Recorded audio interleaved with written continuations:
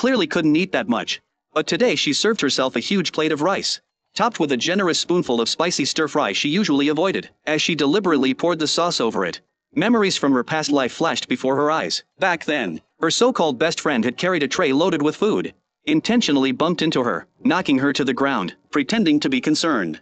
Her friend had poured the sauce all over her face, humiliating her in front of the entire office. Seeing her best friend's fake smile for what it really was, she decided it was time to let her taste embarrassment. So when her friend came at her this time, the woman was prepared. She sidestepped and even kicked her scheming friend down. The result? A whole plate of saucy rice spilled all over a passing man. Yet she didn't feel an ounce of guilt. Instead, a small smile crept onto her lips, because the man on the floor was the husband who had killed her in her previous life. It was only then that her best friend realized the shirt she had dirtied was a designer brand. This was just the first step in the woman's rebirth and revenge. In her previous life, shortly after marrying her husband, they had already discovered that Jiwon's parents had passed away. They had plotted to destroy her happiness entirely. After the wedding, Jiwon frequently endured her mother-in-law's insults, while her mama's boy husband quit his job to stay home, leaving her to work full-time to support the household. Under the weight of both mental and physical stress, Jiwon was diagnosed with late-stage stomach cancer. Her husband's first reaction?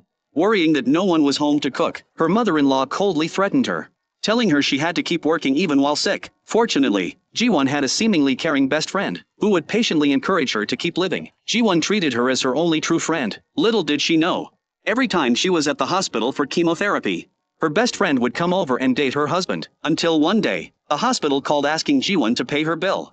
But her husband's calls went unanswered. Dragging her frail body back home, she saw it immediately at the doorstep, the bright red high heels of her best friend. A terrible feeling surged through her chest.